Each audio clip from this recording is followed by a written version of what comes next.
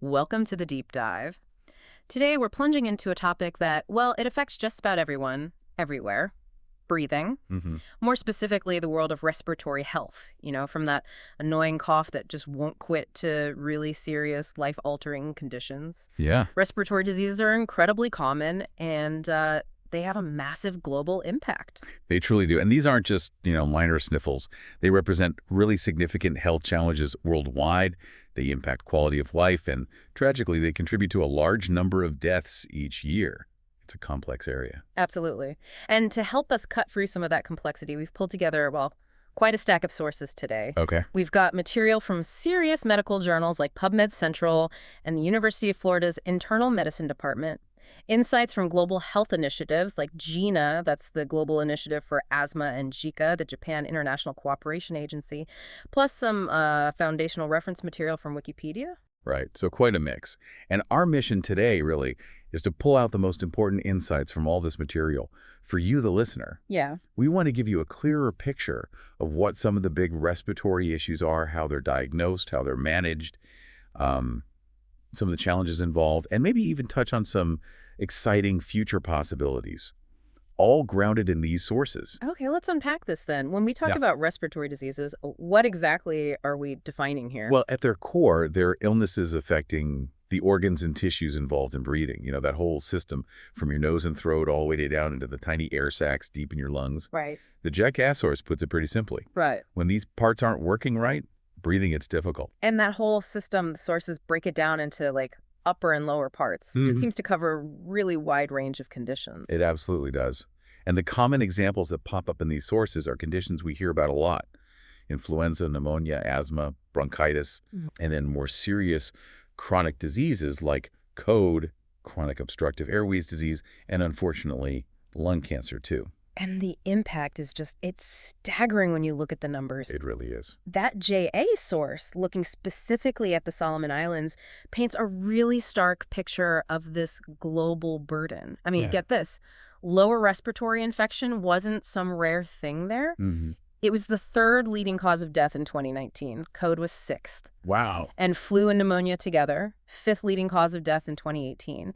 And they specifically note a really high rate of acute respiratory infections in kids. Yeah, These aren't just abstract stats, right? They represent a huge public health challenge globally. absolutely. And the medical specialty that's dedicated to understanding and treating all these conditions, that's pulmonology. Pulmonology, Yeah, yeah. pulmonologists are the experts focused specifically on diseases of the chest and the respiratory system. So if someone's having trouble breathing, how do doctors even start figuring out what exactly is going wrong inside their lungs? Yeah, good question.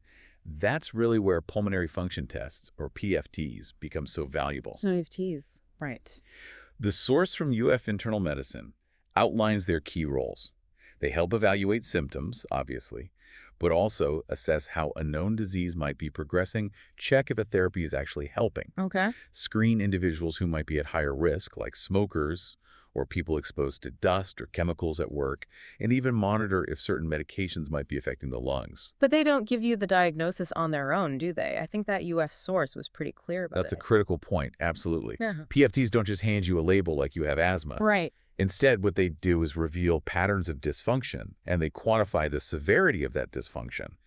You absolutely must layer this information with the patient's medical history, their physical exam, results from other tests. Mm. You need the whole clinical picture. Okay, so they show patterns. Yeah. What are the main things they're actually measuring to spot those patterns? So the most fundamental measurements are FVC forced vital capacity and FEV1 forced expiratory volume in 1 second. FEC and FEV1. Got it. Think of FVC as like the total amount of air you can possibly blow out forcefully after you take the deepest breath you can manage. Okay, the total volume. Right. And FEV1 is specifically how much of that total air you can blast out in just the very first second. Ah, so FEC is the total amount, FEV1 is how fast that first burst comes out. You've got it, exactly. And the really critical piece for identifying these patterns is the ratio of FEV1 to FEC. The UF source really emphasizes this FEV1-FEC ratio. What about other things? I saw mentions of RV, TLC, and DLCO. Yes, good catch.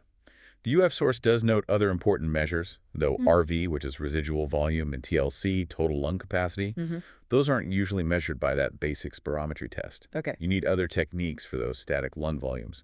But DLCO, that's the diffusing capacity of the lung for carbon monoxide, that measures how well gas actually transfers from those little air sacs into your bloodstream. Ah, So these extra tests can provide deeper insights into why a certain pattern might be showing up. okay. So you run the test, you get the numbers back. How do you systematically make sense of it all? Well, the UF source lays out a pretty clear step-by-step approach. First, you double-check the patient data is accurate, obviously. Then you check the test quality itself. Right. Was it a good effort? Exactly. Did they give a good hard effort? Did they blow out for at least, say, 6 seconds? Are the measurements consistent if they did it multiple times? You need to trust the data first. Makes sense. Once Yeah, you trust the data, then you look for those patterns you mentioned. precisely. And the very first place you look, always, is that FEV1-FVC ratio. Okay. If that ratio is below the lower limit of normal, and normal depends on age, height, sex, that's the classic signature of an obstructive pattern. Obstructive. Think of it like trying to blow air through a straw that's been pinched. You might eventually get most of the air out the total volume. Mm-hmm. But it takes longer. You can't get much out quickly in that first second. This is typical in conditions where the airways are narrowed, like asthma or emphysema. Got it. So low ratio equals obstructive. What if the ratio looks okay or even high? Right. So if that ratio is normal or high, but the total amount they can blow out, that FVC number, is low, that points towards a restrictive pattern. Restrictive. Okay. This is more like having a smaller balloon. Oh. You can blow the air out quickly, the ratio's fine, but the total amount you could hold or exhale is just less. Ah, okay. This pattern suggests the lungs themselves can't fully expand. Maybe there are issues with the lung tissue or the chest wall or even the muscles used for breathing. And if both look good, the ratio and the volume. If the FEV1-FVC ratio is normal and the FVC, and ideally the TLC if you measure it, is also normal, then you've got a normal pattern. Simple as that. And the severity, that's just based on how far off the numbers are from what you'd expect. Correct. Yeah. How much lower than the predicted value they are helps you grade the severity. Usually you look at the percent predicted FEV1 for obstruction, Yeah. or their percent predicted FVC or TLC for restriction. Now, the U.S. source mentions some nuances, like sometimes obstruction can kind of look like restriction on the basic test. Yes, it's a bit technical, but it's a really important point for doctors interpreting these tests. In severe obstruction, air can actually get trapped in the lungs. Trapped air. Okay. This trapped air makes it harder to blow out a full breath, so the FVC goes down, making it look like a restrictive pattern just on that basic spirometry. Ah, I see. But if you then go and measure the total lung capacity, the TLC, using those other techniques we mentioned, you find the TLC isn't actually low. It might even be high because of all that trapped air. Okay. That tells you it's really just severe obstruction causing what we call a pseudo-restriction, not a true combined problem where the TLC is actually low. And that DLCO test you mentioned earlier, where does that fit in? That DLCO, the gas transfer test, helps figure out why there might be restriction. Is it a problem within the lung tissue itself, like fibrosis? Then the DLCO is usually low. Right. Or is it something outside the lungs, like a chest wall problem or muscle weakness that's stopping them from expanding? In that case, the DLCO might be normal. It just adds another layer to solving the puzzle. That systematic approach, starting with the ratio, then looking at volume, then digging into those nuances, it makes a lot of sense for peeling back the layers. Yeah, it's a logical flow. Okay, let's shift gears and talk about one of the most common conditions this stack covers, asthma. Right, asthma. The GNA source is really the go-to guide here. It defines asthma as a common chronic disease where people get variable respiratory symptoms, things that come and go, and also variable limitation in how much air they can breathe out. And the core issue, the reason why this happens, is airway inflammation. Exactly. That's the underlying problem, inflammation in the airways. And the symptoms we often associate with it, wheezing, shortness of breath, that tight feeling in the chest, coughing, they aren't constant, right? They change over time. Precisely. They vary. And they're often triggered by things we encounter every day. Infections, allergens like pollen or dust mites, smoke, even exercise or stress can set them off. And the GINA report has a pretty serious warning in there, doesn't it? It does, and it's critical. GINA emphasizes that even asthma that seems mild can unfortunately lead to severe flare-ups, which can even be fatal. Wow. So this isn't a condition to ever be complacent about. Confirming the diagnosis, ideally with objective tests that actually show that variable airflow limitation, like doing spirometry before and after giving a reliever medicine. Mm-hmm. That's really key. Although it does get harder to show that variability once someone's already started taking medication that controls the inflammation. Right. So the goals of managing asthma, they aren't just about making people feel better day to day, are they? Definitely not just symptom relief, no. Yeah. Gina sets two equally important goals. Yeah. Minimize the risk of severe flare-ups, hospitalizations, even death A&D, control the day-to-day symptom. Risk and symptoms. Right. Both crucial. Right. And they describe it as this continuous management cycle. You assess the patient. How are their symptoms? What are their risk factors? Do they have other health issues? Crucially, are they using their inhaler correctly? Are they taking their meds? What are their goals? Okay, assess. Then you adjust the treatment based on that assessment. Maybe change medications, talk about non-drug strategies, address those risk factors, and then you review the response, see how they're doing, and the cycle starts again. And there's been a really fundamental, almost revolutionary shift in the basic approach to asthma treatment outlined by Gina recently. This is probably the single most important takeaway from the recent GINA guidelines. Yes, they make it absolutely crystal clear. Using only a SABA inhaler, that's your typical blue reliever inhaler, Right. a short-acting beta agonist. Right, the rescue inhaler. Exactly. Using that alone for relief is no longer recommended for adults or adolescents. Why the change? Because the evidence is overwhelming.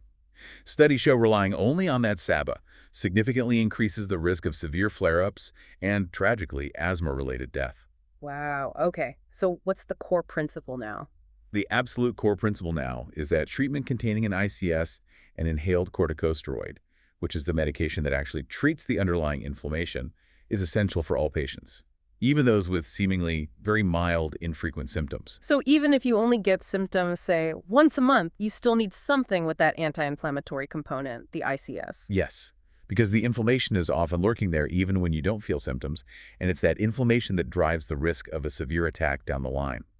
Starting ICS early has shown major benefits reducing hospitalizations, preventing loss of lung function over time. Okay.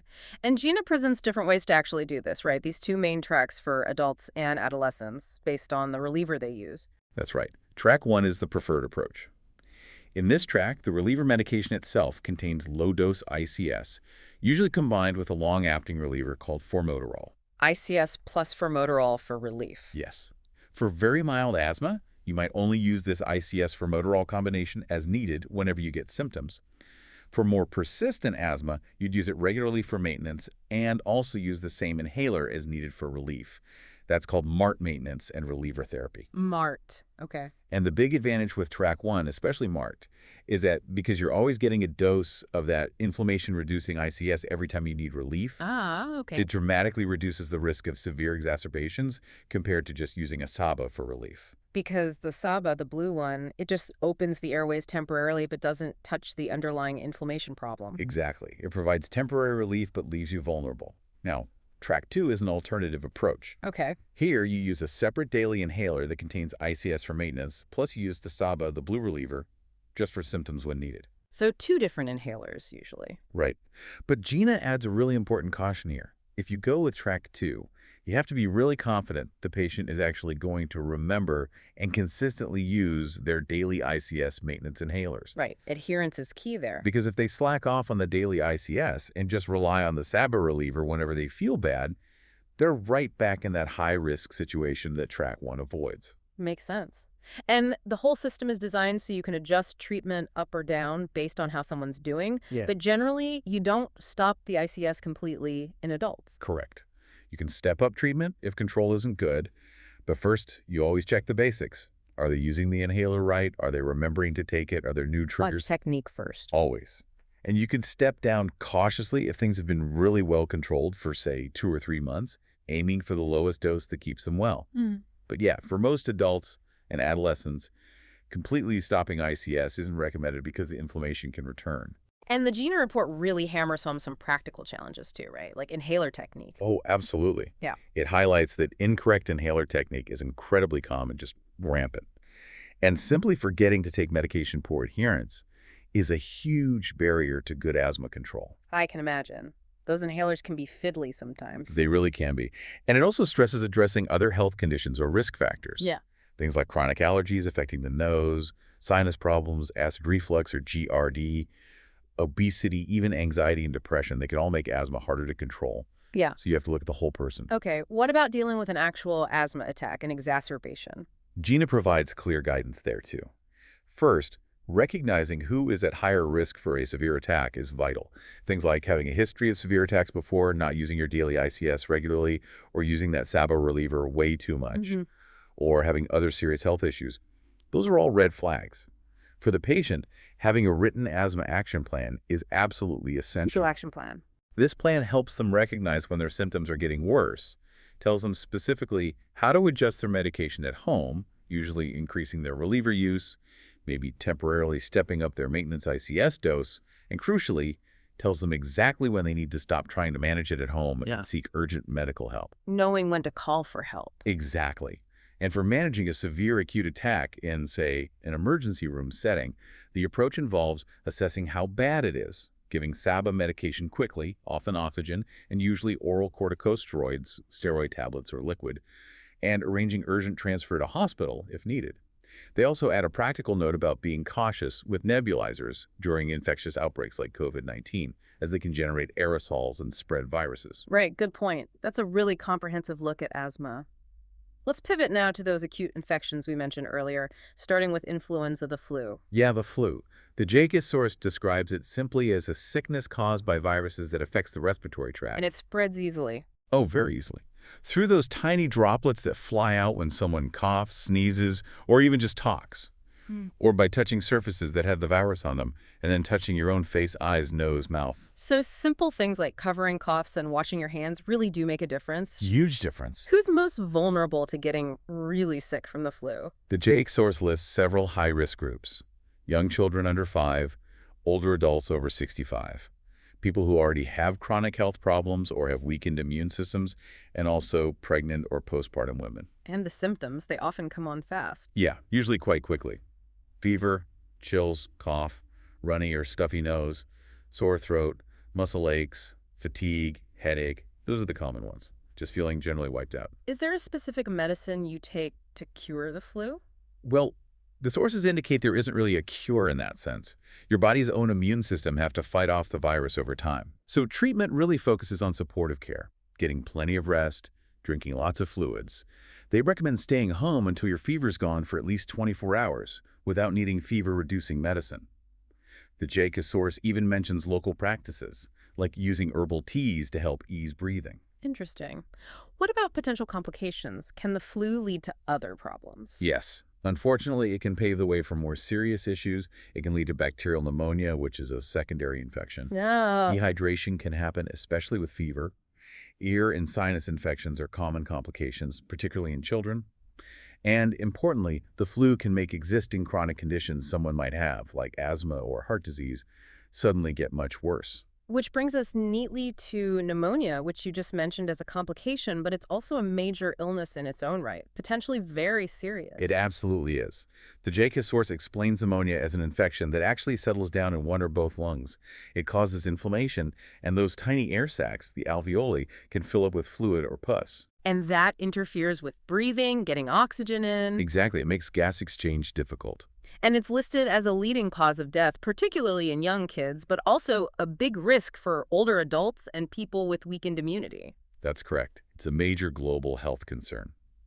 While viruses and fungi can cause pneumonia, especially if someone's immune system is weak, the most common culprit, highlighted in the JICA source, is bacteria, specifically a type called Streptococcus pneumonia. Strep pneumo, okay.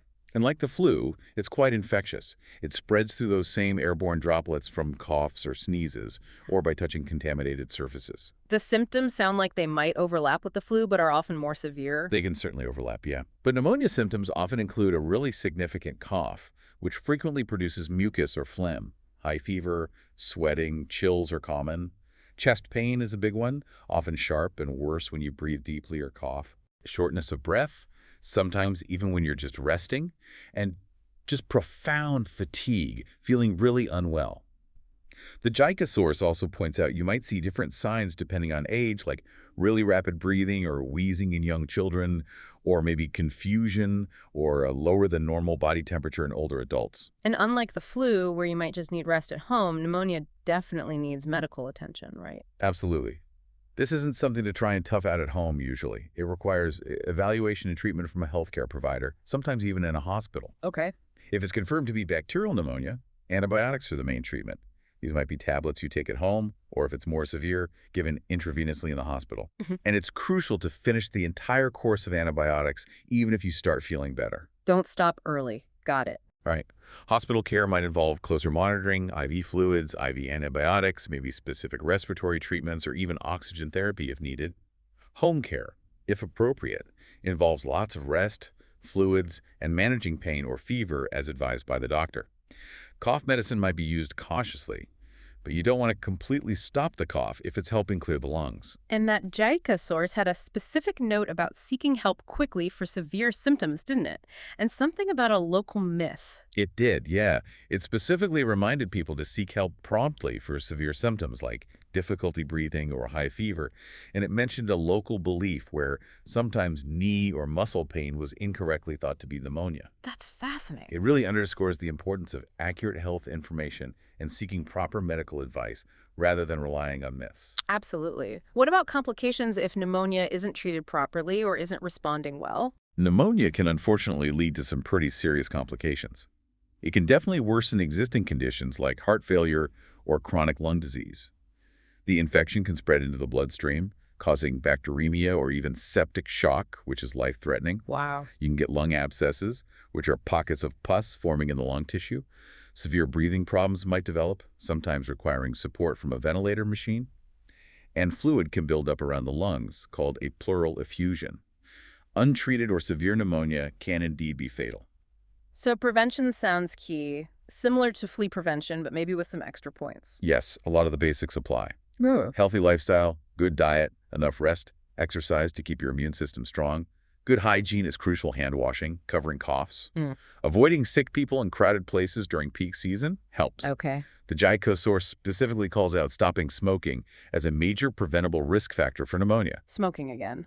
Yes. And also ensuring kitchens are well ventilated, especially in areas where cooking smoke might be heavy indoors, as that's another risk factor. And of course, vaccination against common causes like Streptococcus pneumonia is a key prevention strategy where available. You mentioned smoking just now as a major risk factor for pneumonia, and we know it's linked to so many other respiratory diseases like COAD and lung cancer. The PubMed source we looked at really dives into ways to help people quit smoking. Yeah, it's such a massive public health challenge globally, you really can't overstate it. That PubMed review explored the different types of interventions aimed at helping people quit. They broadly categorized them into pharmacological treatments. Like patches or gum. Exactly. Nicotine replacement therapy, NRT, like patches, gum, lozenges. Also prescription medications like bupropion and varenicline. Then there are behavioral therapies, things like cognitive behavioral therapy, CBT, motivational interviewing, sometimes using incentives, support groups. Okay, meds and talking therapies. Right. And then there's combining both approaches, which often involves advice from a doctor or nurse plus one of those medications. And does the effectiveness vary much between those different approaches? Oh, dramatically. Yeah. This was one of the really key findings from that PubMed source. Combination therapy, that mix of professional advice and medication, shows significantly higher success rates. We're talking around 24% of people still not smoking after 1 year. 24%. Okay. How does that compare? Well, compare that to behavioral therapy alone, which is maybe 7 to 16% success at 1 year. And trying to quit completely unaided cold turkey with no support, the success rate there is tiny, maybe only 3 to 5%. Wow, that difference between going it alone and getting that combined support is huge. It's massive.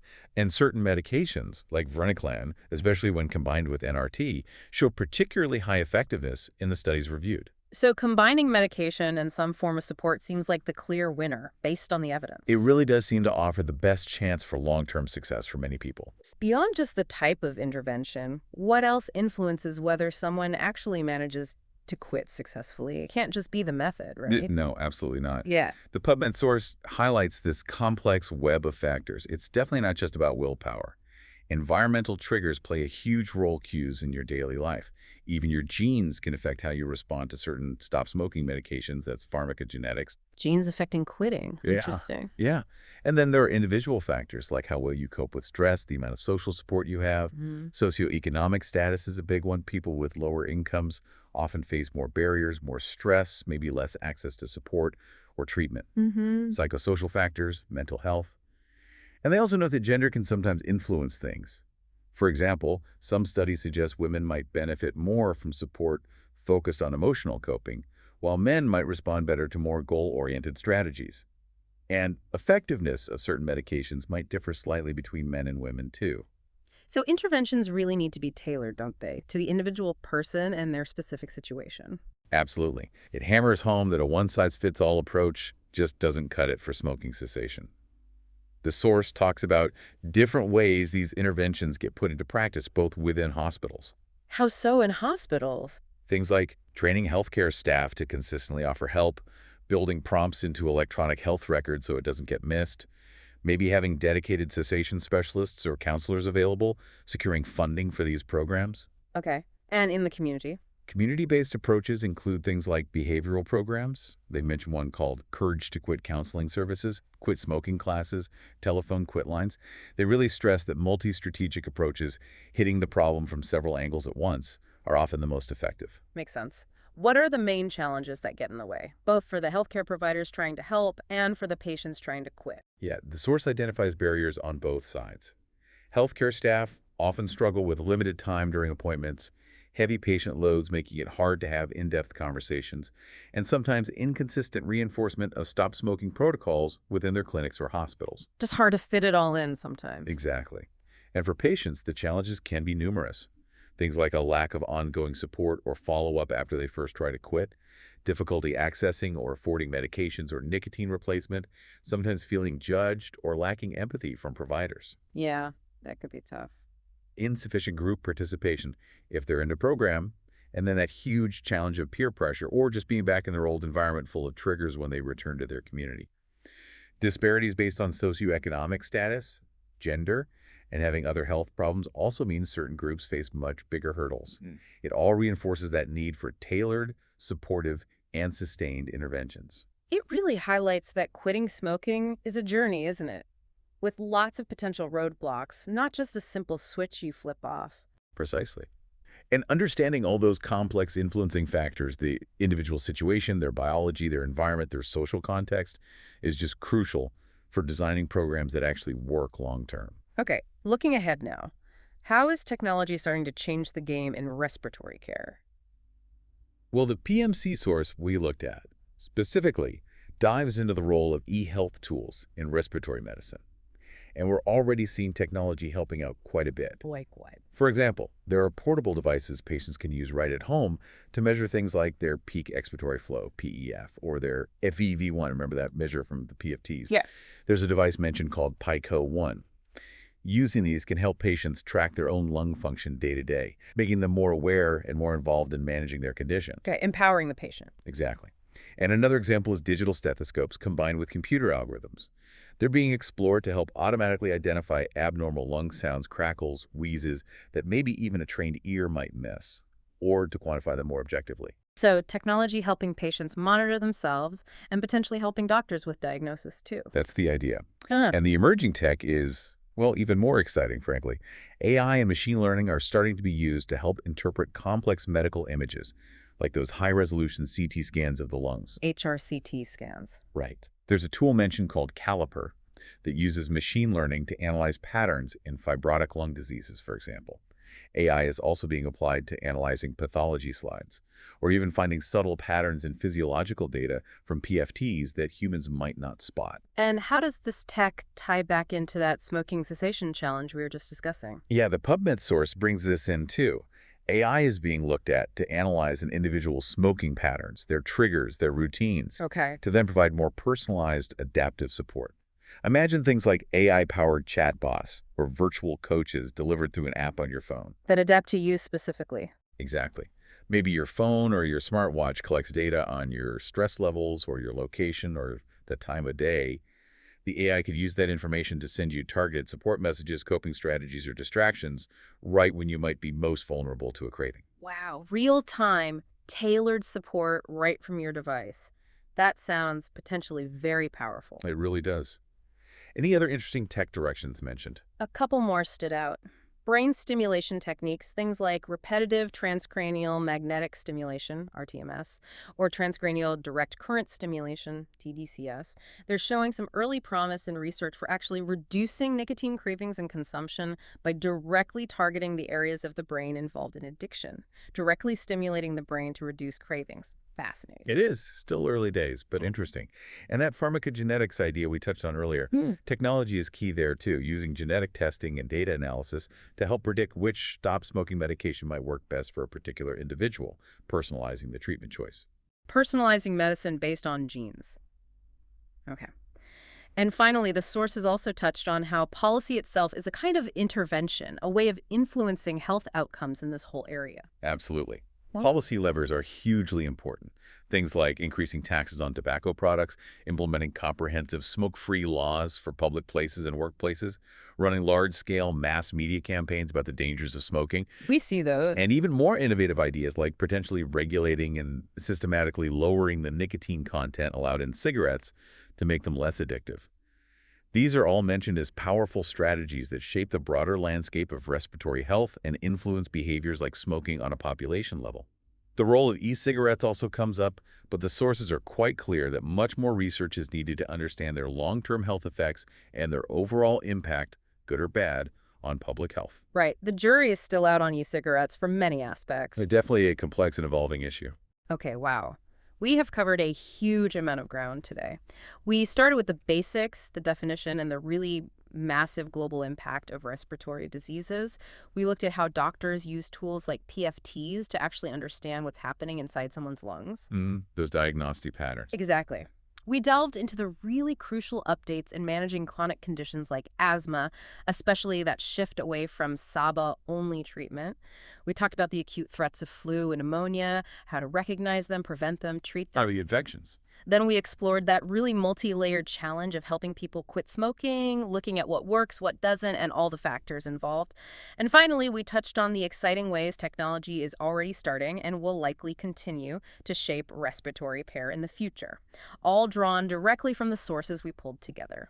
Yeah, we've tried to really distill the most impactful insights, highlighting those core issues, the diagnostic approaches, the specific challenges with common diseases and how they're managed now, the significant effort needed to address preventable risk factors like smoking, and definitely the promise of future innovations. And it all comes back really to that fundamental human need to just breathe easily. Absolutely. So, thinking about everything we've discussed, the huge impact of common, often preventable factors like smoking, and then contrasting that with the promise of these increasingly personalized, tech-driven approaches, here's a thought to leave you with. How can we, as a society, get better at bridging that gap? The gap between simply understanding the risks and effectively implementing these tailored, effective strategies to truly make a difference, to help everyone breathe easier in the future. That's the critical question, isn't it? How do we translate all this knowledge into real-world impact for more people?